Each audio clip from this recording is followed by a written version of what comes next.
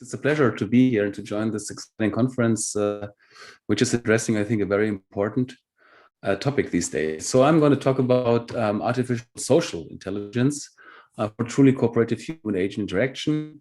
And I would like to start by talking about, okay, so where are actually we heading in the field of human-computer interaction? So since the last, let's say, decade, there is more and more like mentioning of, okay, where is the field heading? How is the interaction between intelligent systems in particular and human users are going to be structured or conceived in the future?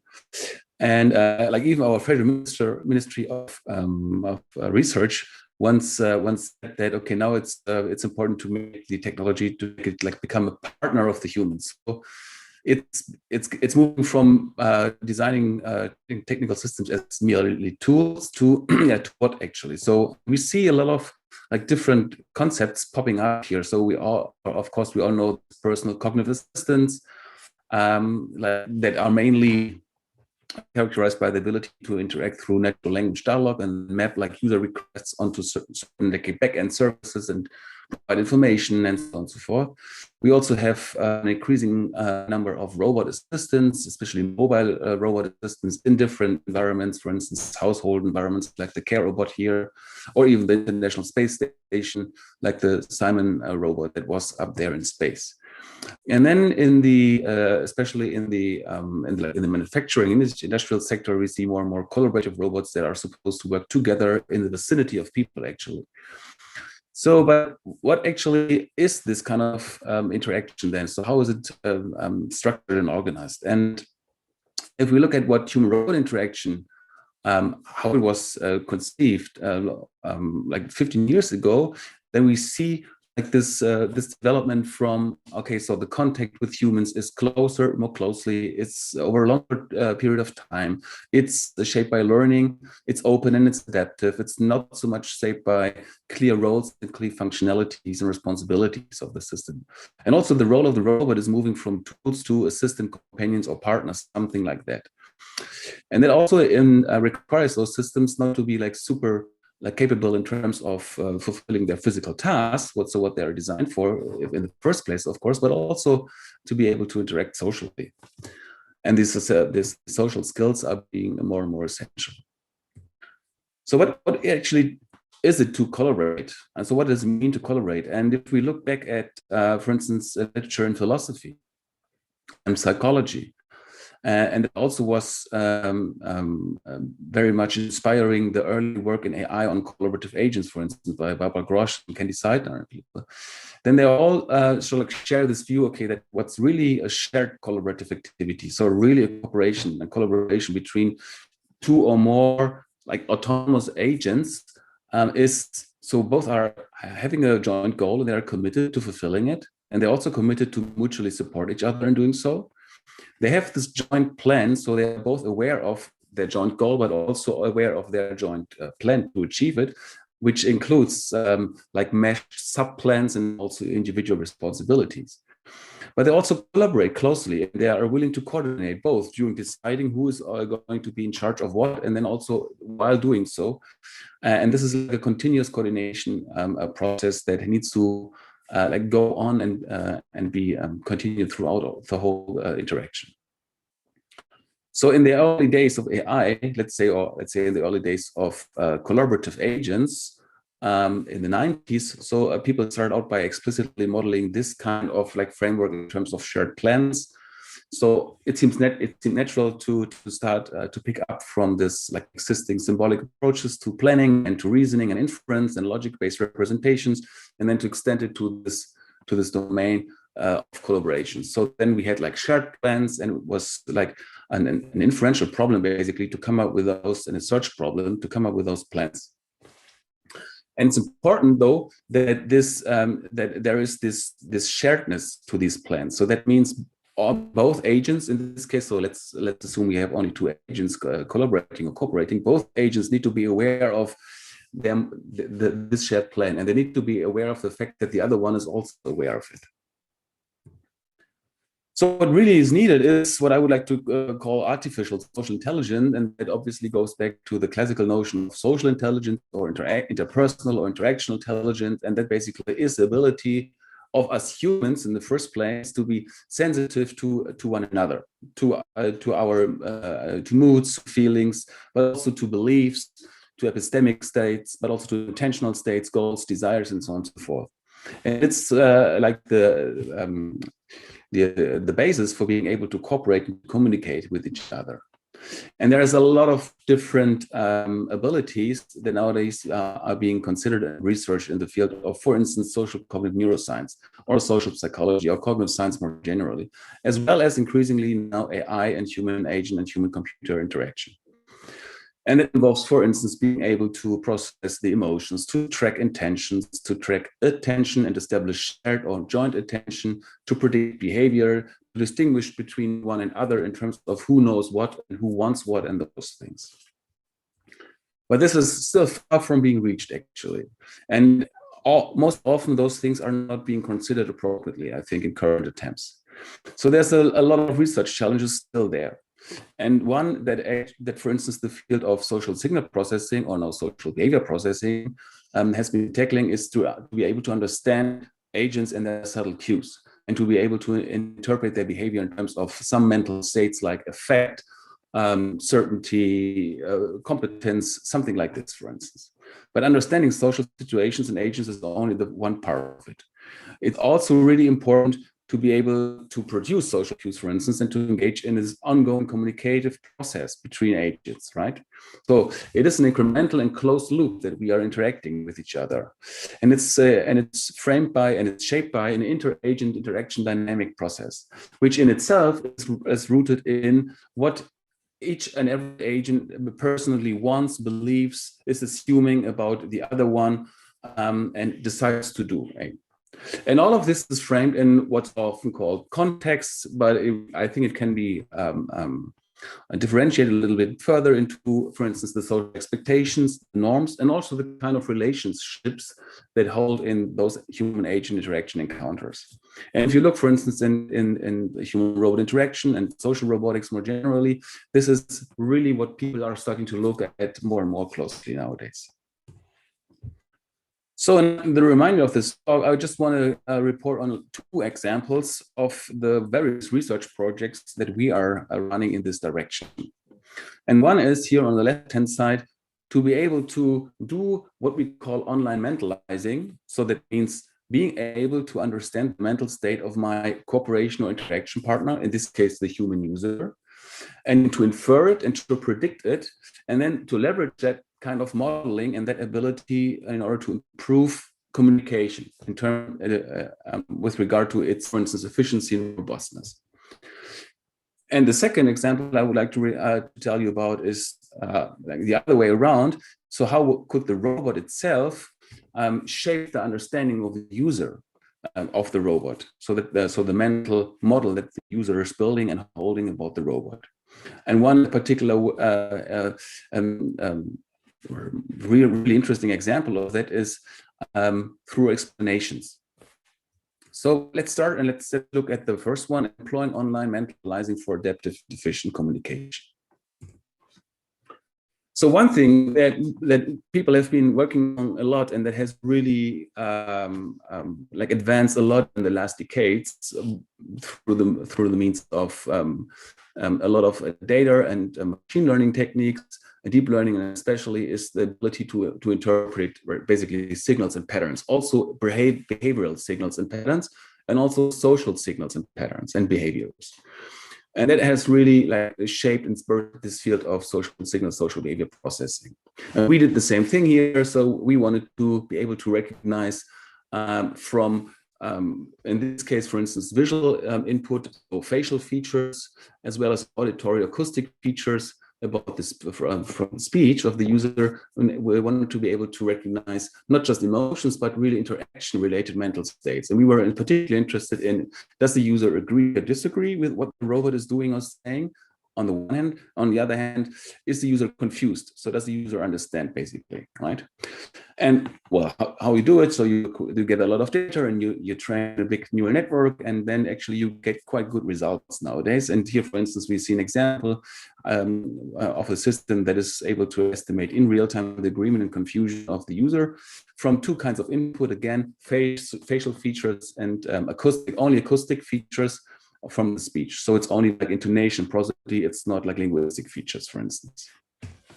I am going to now pick one of the 12 cards. Okay, I picked a card. You can now ask me yes or no questions to find out which card I have picked. It's not 12 cards, so. Okay. So what you can see is that the system is able to continuously assess the confusion. That's the bottom, the graph here at the plot at the bottom. The confusion as well as the disagreement and agreement, and they are continuously fluctuating. So this is just an example of what many people in the field are nowadays working on and what we are like able to do, basically. But the key question, though, that is less answered, I think, is okay, what to do with it now? So if they're able to let's say to recognize the users being confused, so what to do about it? So how should the system actually respond to it? And this actually is a way harder problem. And this is something that we look at together with my PhD student and then postdoc Henrik Buschmeier, for instance. So the thing is, where if you look at dialogue, for instance, then there's a lot of social signals that not only the speaker actually produces all the time, but also, of course, the listener, the addressee, is producing back. Sometimes those have been called back channels. And this is something that are actually turn out to be very, very important. So there are a lot of social signals that even speakers, while they are speaking, are producing, basically. Are responding and reacting to, and those cues and feedback signals that are being produced by the listener, by the addressee. Yeah. So, for instance, a user might tell, in this case, the virtual avatar, okay, then tomorrow, then the agent got it and says, and this is signaling to the user, okay, so until now the system understands me well, and I can just continue. And I would say, okay, and then I can continue saying, I'd like to visit my friend Mark, for instance, right? Then finally the agent acknowledges and says, okay, and nods with the head, and this is fine. In linguistic and dialogue theory, this is called like grounding process, and there is a different kinds of like signals that, for instance, in this case, the listener, in this case, the agent, can produce in order to signal understanding to the speaker, right? So we know that listeners provide feedback, and they actually do so in a quite sensible way. They produce feedback that is also informative, that is communicative even, and they do so in order to stabilize the dialogue and to enable to project their level of understanding and to make it transparent to the speaker, basically. And this has been done in dialogue agents as well. So a lot of so-called attentive listening systems have been developed. So, but we look at the opposite direction. So if the agent is like delivering, providing information to the user, let's say, for instance, reminding the user of a certain appointment or making a suggestion for when a certain appointment should be made. So let's say at 8 a.m., okay, and the user says, and maybe like also like twist the head a little bit. This is also an indication of the agent who might be able to infer, okay, he doesn't seem to agree. So I would rather go and maybe suggest like a later time, for instance. So this is what we would call attentive speakers.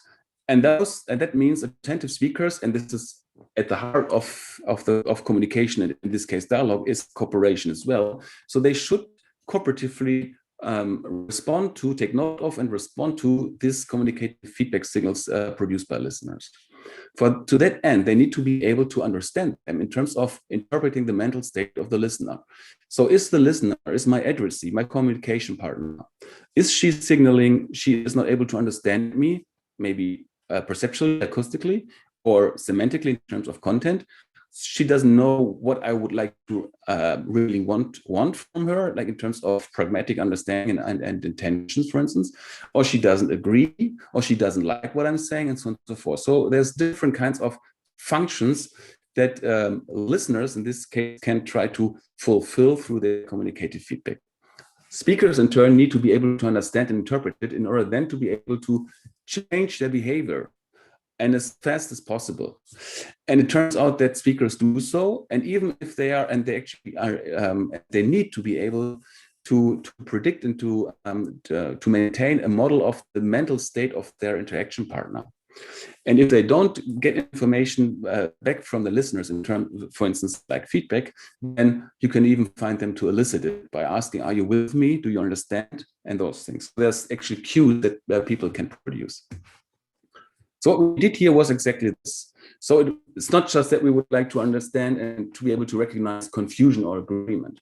We need to know what kind of specific feedback function actually is that the listener through her feedback signals would like to convey to me now, right?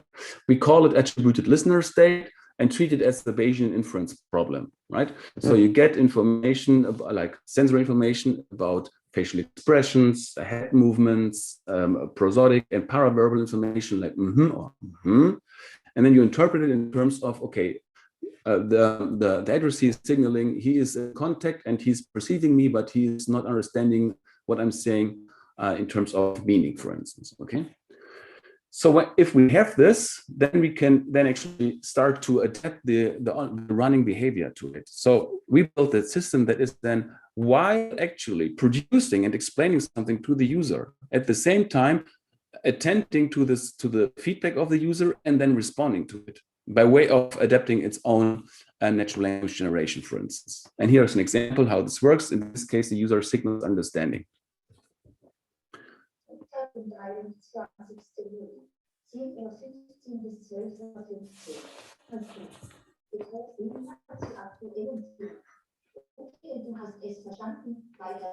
Okay, so the user acknowledges it with some and also nods with the head. So then what you see at the top of the movie here is basically how this probability mass in this probabilistic model basically shifts to the right, which means the agent is certain that the user is understanding.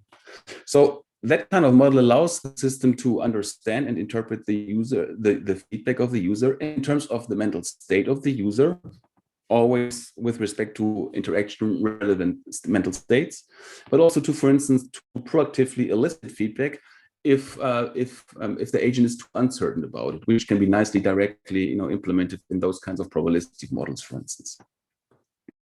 Okay, so we actually applied it in real human-agent interaction, for instance, and we really find that with like participants that people actually are intuitively producing feedback to such a human-like anthropomorphic virtual character, only presented on a screen in front of them and explaining them what they're supposed to learn about and to remember as part of this experimental setting. They also produce more feedback if they note that their agent is attending to it, so responding to the feedback. They rate this attentive agent more positively. In the end, the whole interaction is becoming more robust and more efficient, because if we define efficiency in terms of how much the participant understood minus how long, for instance, the interaction was, so interaction cost, for instance, then it seems like this kind of more or less implicit coordination plus the social mentalizing capability behind it actually helps to like find a very efficient dialogue. Okay, finally, the second example I'd like to talk to you about is the other way around. Namely how a robot can shape the user's understanding through providing self-explanations. So explaining explainability AI, transparency is like a big thing these days, and it's extremely important and a very big challenge for many AI researchers, of course, right? And also for robots and interactive agents and human-robot interaction, for instance. And people have been now like stating that a robot, for instance, should really have solid access to its own reasoning in order to be able to provide a comprehensible explanation of it to a human user, right? So here, what we did, for instance, here is, so we looked at what might be called a social companion robot for the household scenario, household environment, for instance, right? So in that situations, it will often happen that the robot will produce some surprising and also some less desirable behavior, for instance, like here.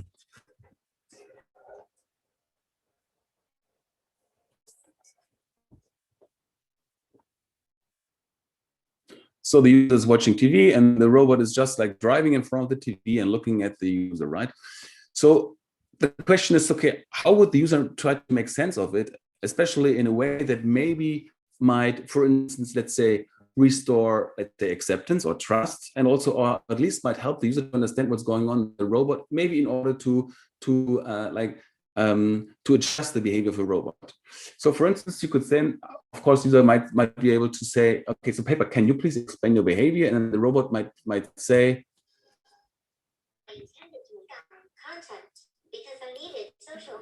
so because I needed social contact. So now you see the robot can, of course, provide different kinds of explanations here, right? So the robot and people have been proposing that the kind of explanation that you should and could provide very dramatically with, for instance, the kind of behavior that you've shown, the intentionality of the behavior, how surprising this was, and also how socially desirable it was. So we designed different kinds of scenes that might occur in such a with such a social companion robot, where the robot produces behavior that is more or less surprising and also more or less desirable, for instance, right? So here, for instance, you see an example.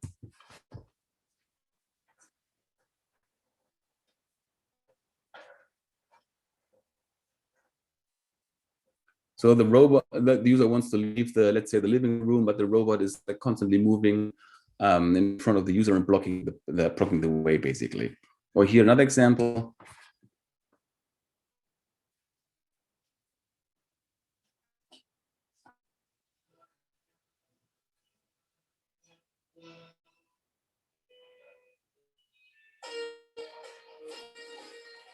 So the user wants to enjoy some music, and then the robot all of a sudden also tries to play some music and so on and so forth. So how should the robot explain this behavior, and what kind of explanations actually would be helpful from the user's point of view in terms of enabling the user to understand the behavior and maybe also to accept the behavior? And this is something that we wanted to know. And this actually goes deeper. So the deeper underlying of course, like theoretical background of this is, okay, how should the robot present itself to the user, or the other way around? What kind of mental model should the user have and hold for the robot? For instance, in terms of should the user look at the robot as an intentional agent whose behavior maybe rests on principles like desires, needs, and intentions, or that would be like called intentional stance, for instance.